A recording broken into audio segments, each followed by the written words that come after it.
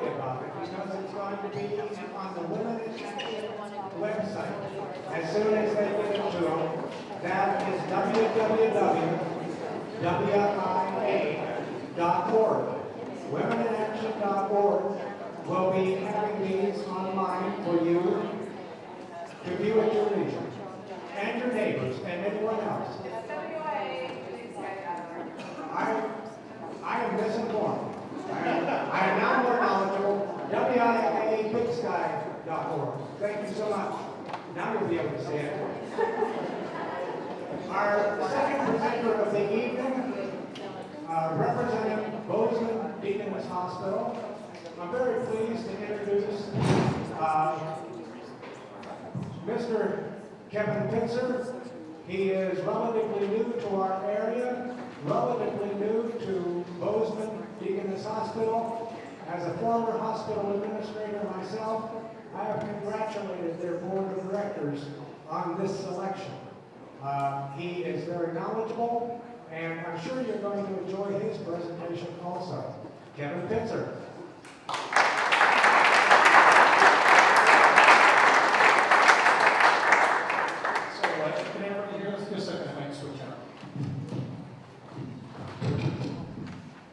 Okay, is that a little better? Yes. Good. We'll go with that. Thank you, Jack. Mike, appreciate the invitation to come tonight. As I mentioned, my name is Kevin Pitzer. I'm the Chief Executive Officer for Bozeman Deaconess Health Services. I have some folks joining us tonight as well from Bozeman Deaconess, so I'm going to just quickly introduce them. I figured between us and Billings that 5 of you are left that are from the local market. You can sit around and ask questions. But anyway, I'd like to start with Cheryl Ridgely. Cheryl is our Corporate Vice President of Business Development, actually a Big Sky resident as well, and also works in our marketing communications. From our Board of Trustees, we have our Board Chair, Terry Cunningham. Next to him is another trustee member, John Murdoch.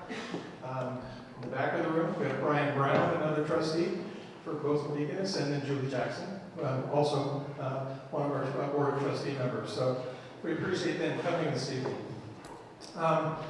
As Jack mentioned, I'm a relative newcomer to Montana, but have about 28 years experience in healthcare. I've had the privilege of knowing Dr. Walter and his organization in Billings for a lot of that, and certainly our paths have crossed in a number of ways over the years.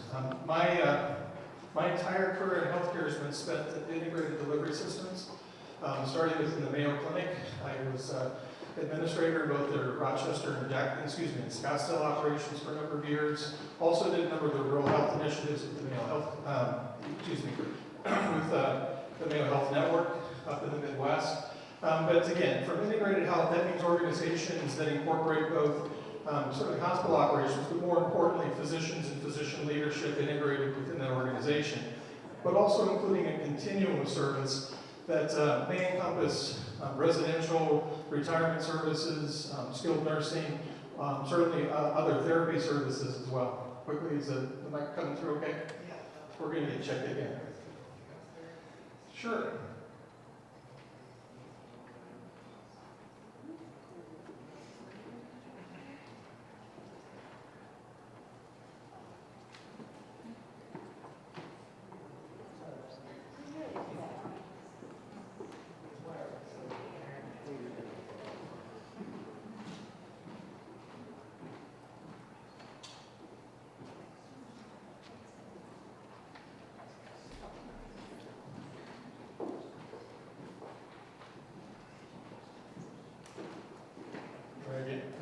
Okay? No problem. Anyway, I'm going to be going through a number of things related to really our plan and proposal for Big Sky and West Yellowstone. And I have the privilege of being part of an organization that has really served Gallatin County, Park County, Madison County for over 100 years through our founding organization. So clearly we have over the years multi-generational experiences with families all across really the Gallatin Valley. So for us, it's really talking about, really talking about who we are as an organization, what we're proposing as a partner and a really valued member of the communities that we serve for decades. So let me go through quickly. has been mentioned by others. You can also find this presentation on 2 websites that we've set up. The first one is dedicated, it's up there, www.bigsky.medicalcenter.com. That actually is just dedicated to our proposal. Actually, it's been up for about a month. Very pleased, we've got well over 3,000 hits to the site. Over 2,000 people have looked at the attachments and the presentations that are there. So we appreciate that this has been a valued way for the community to get to know a little bit more about what we're proposing. You can also access that site through our bozemandeaconess.com site. And so either way you can get to not only that prior information, but you get through the information that we have tonight. In addition to that, have posted on that about 30 or 32 questions and answers that were presented to both us and Dylan's Clinic from the Health Directions Committee. And so we've certainly provided the answers back to the committee tonight, but we wanted to make sure you guys saw them as well. So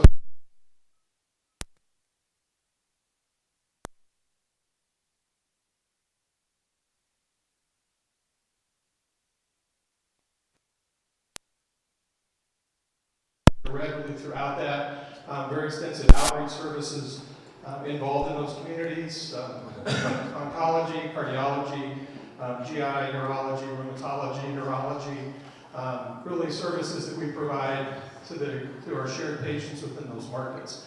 And again, those same types of specialty outreach clinics are part of our plan here for Big Sky and West Yellowstone. But let's talk, we're take a little approach. We're just going to go directly into what we're proposing. And by the way, if I talk about BSMC, that's just Big Sky Medical Center. So we've proposed to the community a new medical facility, approximately 35,000 square feet. We feel it'll have part of it as a 2-story structure. About $21 million in project cost. That does include some components for employee housing in that. Again, similar, you see very many similar things here. It's going to have 24/7 emergency services, certainly inpatient observation care, primary care and specialty outreach clinic space associated with it, and the full complement of laboratory, diagnostic imaging, pharmacy, both for the hospital and retail. And then really a project budget, again, as I said, that we feel needs to include a component that relates to employee housing in this market. Facility will have on-site leadership, so it'll have its own administrator and CEO, and it'll have a local governing board who's going to be accountable really for our clinical excellence, quality, safety, and the operating performance of the facility. Initially, we think we're projecting it would have around 30 new jobs. Now, because we're part of this will be part and integrated into a larger system, some of the things that may be in a freestanding site would not be part of kind of local-based jobs. Things like how we do our billing and insurance, our finance department would be run out of a single system environment. So we feel starting and opening around 30 and then really growing to probably somewhere between 45 and 50 as the facility hits its stride, really probably 3 to 5 years out. The the Bozeman Deaconess Board of Trustees really has approved this project to move forward and has also approved the related funding related to the project. Basically, we're ready to go. So how are we going to finance this?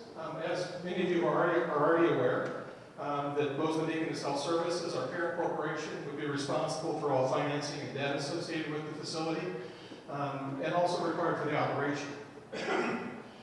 In the future, certainly, we recognize the potential opportunity to engage the community through the Resort Tax Board. We would view those requests to be related to either future capital requests or expansions of services within the local market, not as part of an operating support. And again, because of that, then we're going to be accountable because this facility we're taking full debt and responsibility for. That means we as an organization are going to be accountable for the annual financial risk in operating the facility as well. And we do that really because, again, we view it as an integrated facility with the rest of our system that has, again, served us to market for many years. And then off to your right, again, just noting we're not requesting any tax levy support from the resort board for the project to move forward. Similar to what you heard earlier, we also believe that there's an important role for philanthropy as part of a not-for-profit health system. And certainly, community philanthropic support is important, and it would support not only new construction but expansion, new and replacement equipment and technologies, clinical service growth, as well as community program, community education, and then certainly charity care and operating endowments. We will be establishing the Big Sky Medical Center Foundation Board. That's going to be a local board whose responsibility will really to be leading the philanthropic activities of the local medical center. Our plan is to include a capital campaign as part of the new project, and certainly we've having served the market for a number of years. We have certainly a number of grateful patients, families, businesses, and organizations have already expressed support of being interested in providing philanthropic support to the project. It is not a target set of what we feel that goal would be, nor will actually raising whatever that goal is be contingent upon us whether or not we take the project forward, because we've already committed to basically fund the project at the system level. Our timeline looks pretty similar. It looked similar last week when the consultant pulled it up as well. Basically, looking at groundbreaking in spring, and then occupy the facility in fall of 15. It's very similar from a timeline of other proposals you've seen. So, what's going to be in the center? First of all, we've acquired Medivac in 2007. And unfortunately, we had a little bit of a downturn in the economy, not just in Big Sky, but across the country. And because we bought that land specifically to move forward with the medical facility here in Big Sky. And it's a little over 4 acres of land that we already own and has been fully platted and been zoned for development, full water rights, full sewer rights that allow us to move forward. So we would know where we would move forward with the facility at the Big Sky Town Center. Again, this is a critical access facility. It's going to have 24/7 emergency services. We're going to continue our coordination relationship with Big Sky Fire, EMS, and the local ski patrols, organizations in which we provided both medical direction as well as medical control services for a very long time. Similar, it would have rooftop access for air ambulance. I would qualify that though as to date. Last year there were about 5 air transports that at least came out of this market and went to Bozeman. There were about 11 that came out of Yellowstone Park in West Yellowstone. So, while it's nice to have those technologies, and we're certainly going to accommodate them in the facility, the majority of transport to the facility is either by individuals, family members, or by ambulance. We're going to staff it with board-certified physicians with emergency medicine certification, and we're going to utilize what's called tele-ED services, which is a form of telemedicine, to connect the facility with our Level 3 Trauma Center in Bozeman. We do currently provide tele-ED to some other facilities that make that available so they can get really consultations, really video consultations, or involve our board-certified ED physicians at the Trauma Center in the care of patients. So hospital services, again, this is going to be a hospital. It's going to initially open as a hospital, and then we'll move for critical access certification. And again, that's a process that will take some time. It used to be a little more streamlined, and with some of the changes in regs, it can be a little bit more elongated at this point. But we remain very confident, like our colleagues at Billings, that this facility and this location will qualify for that certification. We'd start with about a 5-bed unit, but the facility will be built to accommodate up to 10 beds. Certainly all private rooms.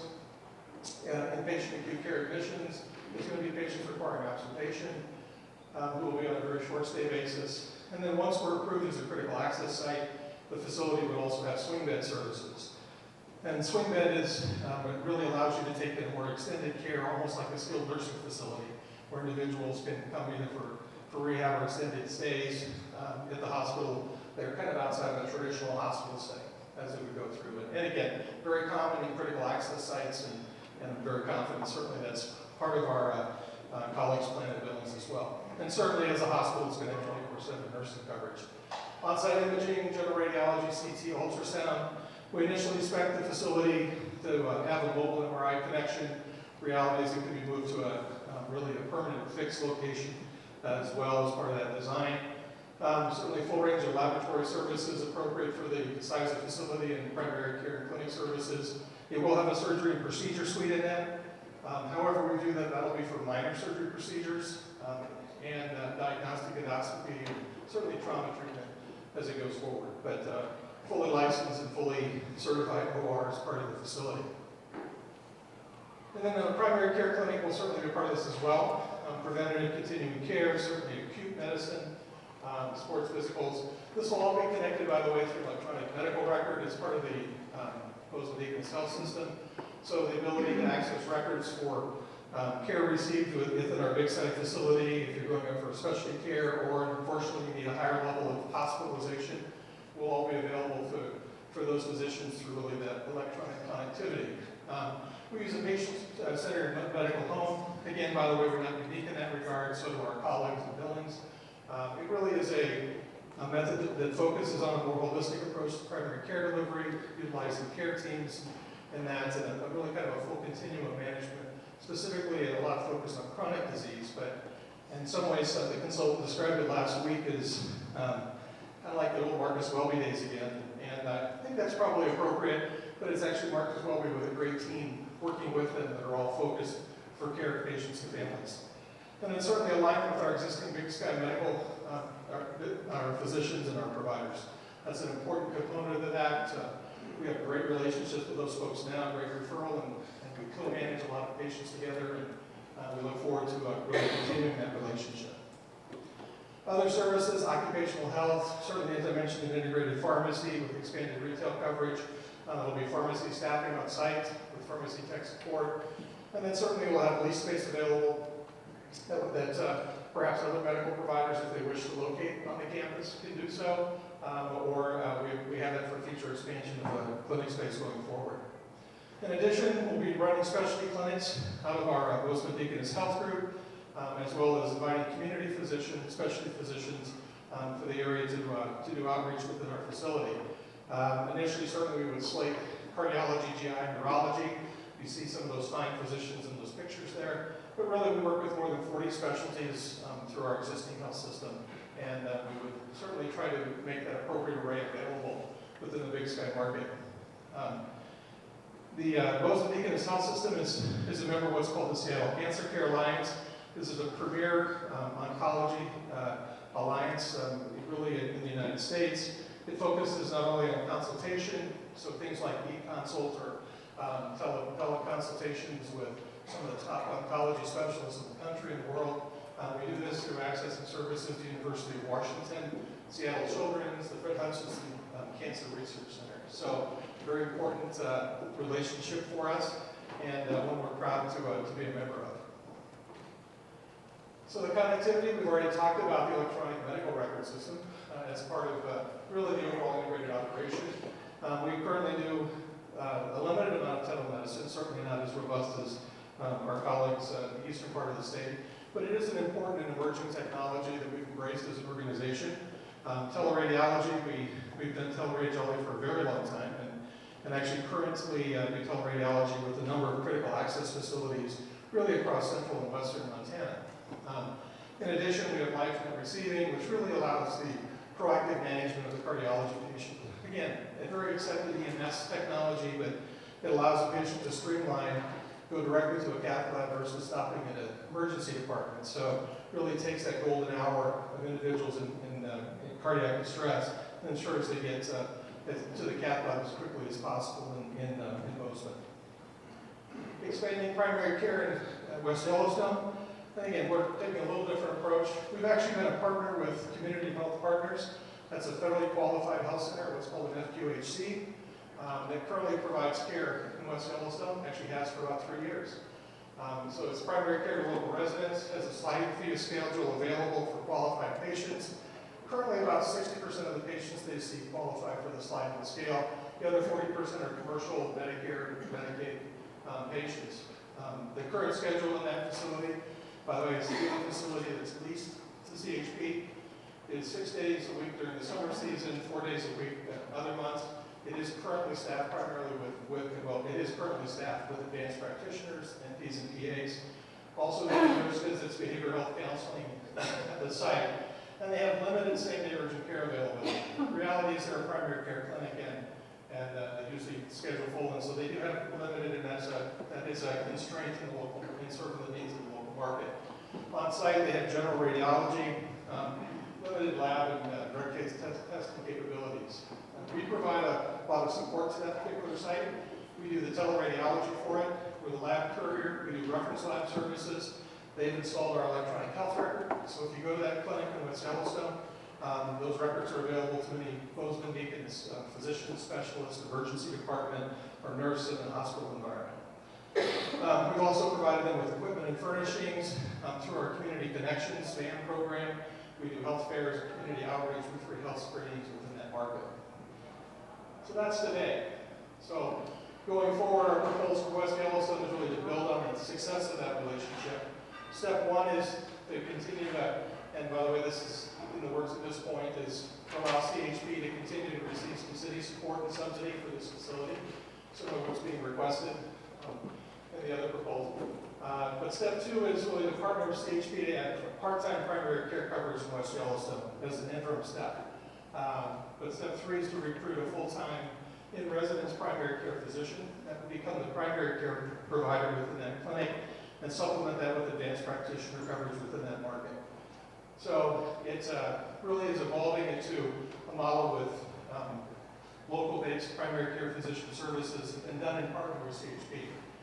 We would also advocate for supporting CHP's application to secure, again, federally qualified health center certification for West Yellowstone and Big Sky. And that's a good goal to go forward with, but it's not just like filing a piece of paper and it gets awarded to you. It's a fairly complex process because our friends in the federal government are involved in it. And what has to occur is, first, those locations have to be designated by Health and Human Services as what's called a competitive bid site. And just so you know, it's just not going to be Big Sky and West Yellowstone going for that. Last year there were 25 sites approved in the United States. There were over 1,100 applications for sites. In federal fiscal year 12, there were 11 sites approved. And so it is very competitive. These sites would, our sites would be in competition with inner city applications and very high need areas for health services as well. Because with this designation comes federal grant support for both operations and expansion of the sliding fee schedule support. So over time, that would hopefully mitigate the amount of local community support that would have to occur within those facilities. But it's not a slam dunk and it's a long process to do that. And so we do that's really a goal on a long-term basis, but it's one certainly we support and to ensure that really the full range of our population, the socioeconomic base, has access to convenient, affordable health services. This has been a great model really across the country and across Park and Gallatin County with CHP, and we're very proud to be a part of it. So the corporate structure of our model. It's going to be a Big Sky-based corporation called Big Sky Health Services. It will be established as a not-for-profit 501c3. It will be part of our parent organization at Bozeman Deaconess Health Services. You'll see that in a second. It's going to have its own board of directors, which is going to provide both community and fiduciary oversight as board responsibilities. And again, as we talked about before, the board is accountable for facility safety, quality, service, and operating performance. So what's the board look like? It's a 9-member board is what we're proposing. It'll have 7 community members on it. One of those would come from the hospital medical staff, the other 6 from the West Yellowstone and Big Sky communities. 2 board members would be appointed by Bozeman Deaconess. One would be an at-large board member, and one would be the individual in my position. Kind of hoping it's me for a while, but again, that's an ex-official position for the president and CEO of Bozeman Deaconess. And also, the Big Sky board chair will serve as a voting member of the Bozeman Deaconess Health Services Board. So the board chair here will sit as part of the large parent board as well as a voting member of the trustees. The organization looks like this. Again, parent organization will be Bozeman Deaconess Health Services, just as our hospital, and Bozeman Deaconess Hospital falls under that now, as well as our real estate company, our senior living services.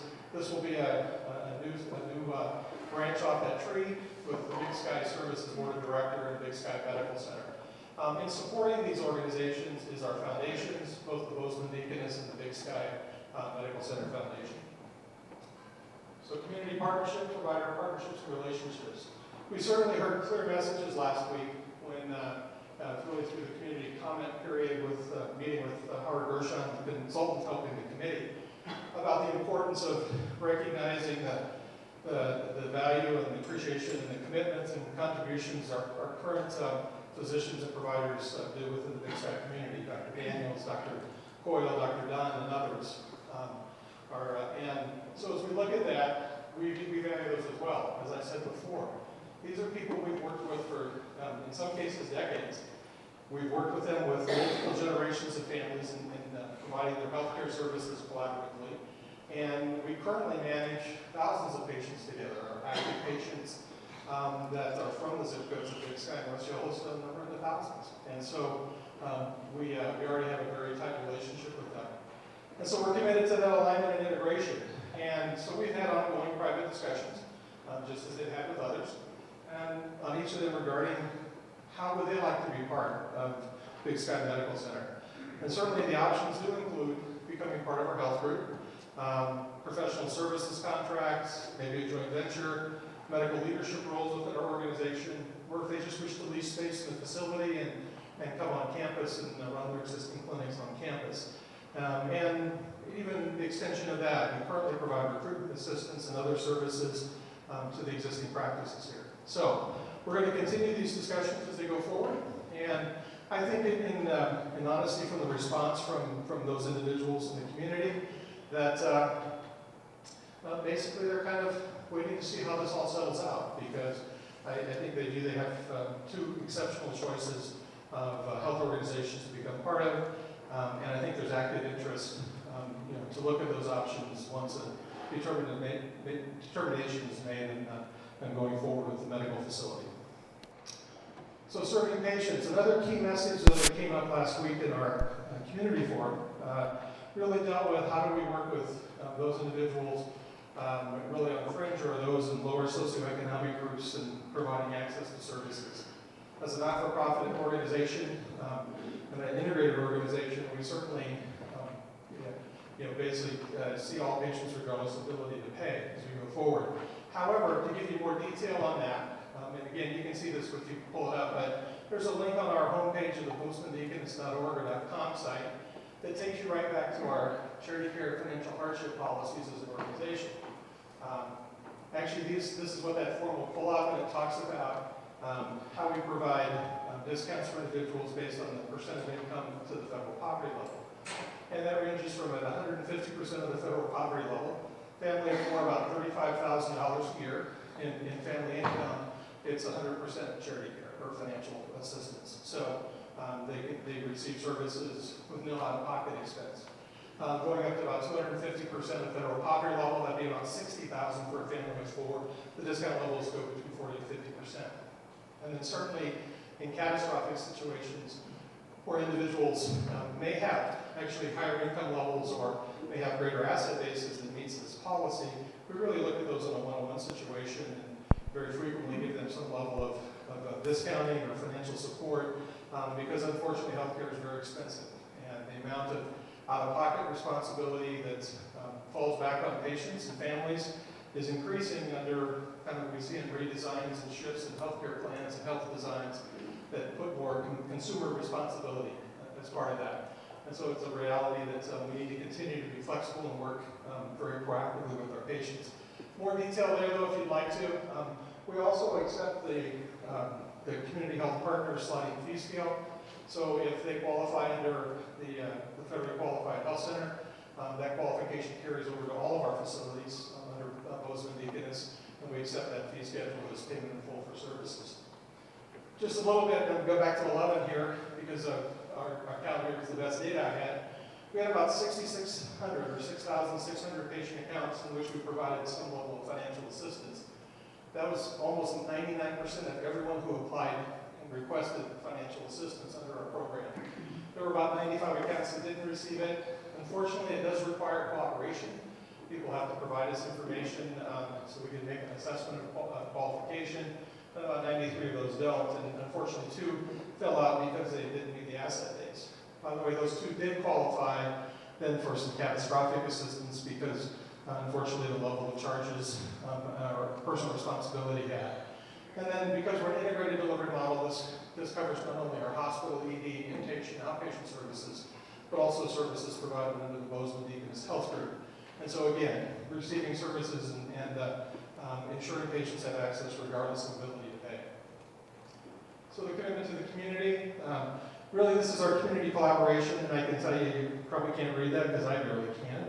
And so I would just encourage you, this really talks about our partnerships with really the communities of West Yellowstone, Big Sky, Manhattan, Three Forks, under our Community Care Connect. This is where our mobile van, that very sharp unit you see up in that upper right-hand corner, is traveling around the countryside doing health screenings, doing community health education, providing immunizations, really to within the communities of Gallatin Valley, Park, and Madison County. We also coordinate that with the Gallatin County Health Department, our Human Resources Development Council, and certainly working again with community health partners, the Federally Qualified Health Center. We participate in the Healthy Gallatin Collaborative. Again, that's really looking at improving overall health and quality of life within the Gallatin Valley, and that's a partnership with MSU, the Rural Health Extension, as well as the city councils, Gallatin County Department of Health, and others. So again, if you'd like more information about the collaborative, our Community Care Connect programs, or just what our community benefit is, our contributions back to the community. One thing I neglected to mention on the prior page was that we did right at $12 million in financial hardship and charity care assistance in 2012. That accounted for about almost 4.5% of all of our charges as an organization fell under charity care. The amount of community benefit is actually significantly higher than that, and you can actually get that detail by going through our reports on our website.